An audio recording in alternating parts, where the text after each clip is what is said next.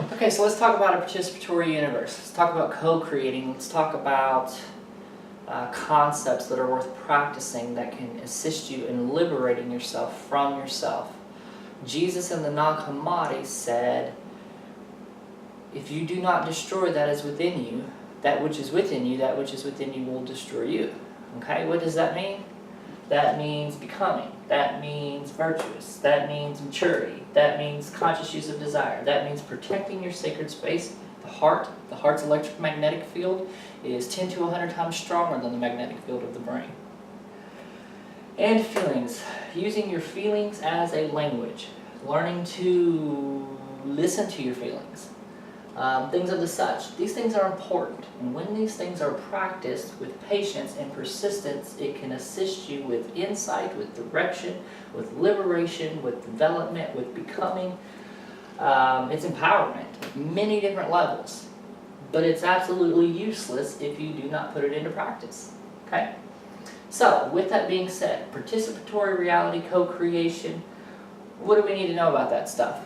Contribution, retribution. Contribution is everybody has to play their part. Everybody has to give something to the whole. We give and we take. We give and we take. It's this dance basically. Okay? Contribution and retribution. If we are giving of ourselves and we are giving of the things that we create, our service, our creations, all those different things, if we are giving more than we are taking, then we create merit for ourselves. If we are taking more than we are giving, we create debt for ourselves. Debt equalizes itself out through retribution.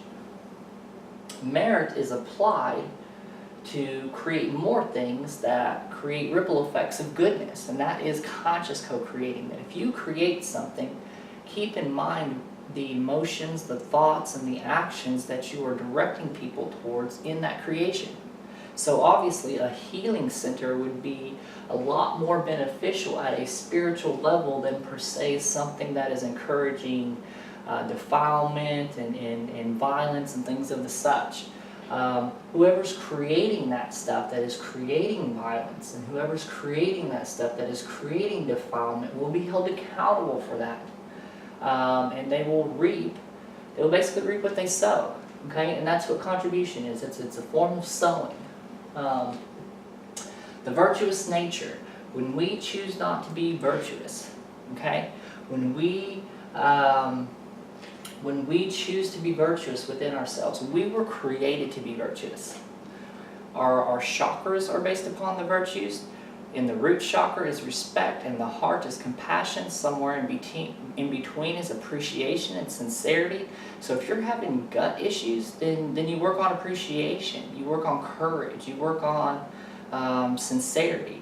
If you're having root chakra issues, then you work on diligence and respect. If you're having heart issues, you work on compassion and forgiveness and love. If you're having mental issues of thoughts, you work on attentiveness, you work on your presence, which is that invisible sheath that's around you. Your presence, you stay attentive, you stay focused, you stay directed and mindful. Okay? And the other thing is that you're always working towards a sense of maturity, that we're not supposed to be digressing. We're supposed to be progressing, and not progressing in a sense of a race. We're supposed to be progressing in a sense of quality, of maturity, of being strong and mature and dependable and responsible, obligated and accountable for the things that we're creating, for the things that we're thinking, for the things that we are feeling. And that's how we become conscious individuals. Because if we're not partaking in this stuff and we're not practicing this stuff, then basically we're unconscious. We also need to take into account who we're becoming. Your actions, your thoughts, everything that you are is creating you. You're not a being, you're becoming. Who you are today is different than who you were yesterday. You have different qualities, you have different characteristics. Some characteristics are constantly dissolving themselves. Other characteristics are being strengthened and heightened. Okay?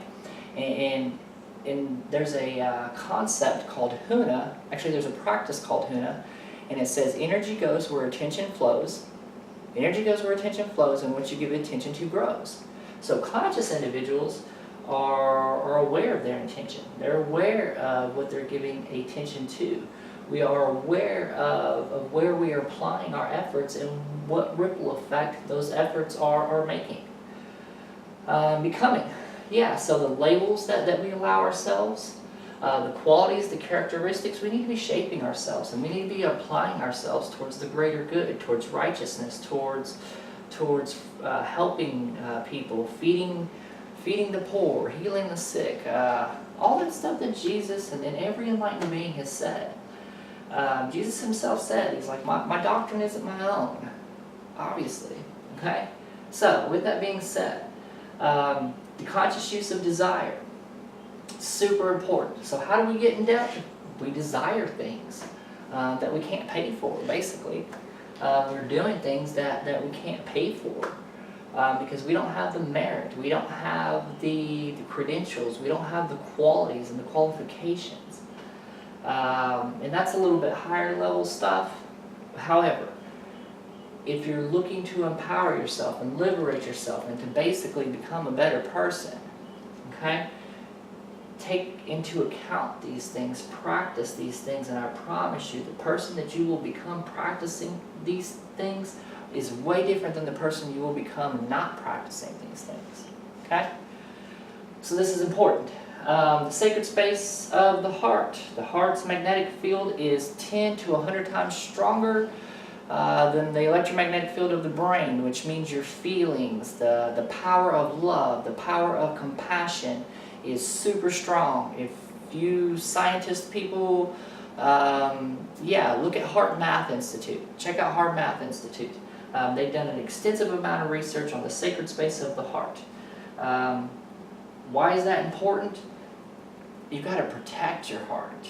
Protect it with that armor of righteousness, that compassion, that diligence, that boldness, that strength. The chest is holding the treasure. Okay, get it? Feelings. Nothing more than feelings. Feelings. Feelings are language, and we should be listening to those. A lot of times, feelings, we don't like what our feelings are telling us sometimes. So we tend to shut our feelings off and we repress our feelings. But our feelings have a lot to say about reality. In fact, our feelings have more to say about reality than our senses, than our eyes, than our mouth, than our ears. Okay? So, with that being said, feelings. Listen to your feelings. Keep your heart in check. Keep it protected. Keep compassion in it. Do not let anger, hatred, guilt, despair, all those nasty emotions clutter the sacred space of the heart. It's extremely powerful. Keep that thing in check. Keep it in tune. Keep it righteous. Keep it protected. Okay? Desire. Conscious use of desire. Do not let your desires control you. Do not let your desires exhaust you and fatigue you and have you chasing things that you guys don't need. Forget desires. Use desires consciously. Consciously. There's no sense in chasing desires that are destroying your becoming. Maturity. You have to work towards maturity. We can't be immature forever. We can't keep creating death and expecting Jesus to save us every time. Like we need to understand that we can liberate ourselves. We can liberate each other. We can work smarter, not harder. Jesus said so. He said, "Ye shall do greater." How are we going to do greater? We're going to comprehend. That's how we're going to do greater. Courage, compassion. We're going to learn about embodiment. They didn't know about embodiment back then. They didn't know about the conscious use of desire. They didn't know about the sacred space of the heart. They didn't know about a participatory reality of retribution, contribution. They didn't know about the virtues. Well, they might have known about the virtues. But anyways, the point is that in knowing this comprehension, in embodying this comprehension, you become this comprehension and you can apply yourself at a much higher level. Okay? So, this is empowerment. This is boldness. This is courage. I'm teaching you guys this stuff so that you guys will become empowered. So that you guys can liberate yourselves. You don't have to be afraid. You don't have to be scared. You don't have to be weak. And you don't have to succumb to other people. You have to believe. You have to know that you were created to be divine. Thank you, guys.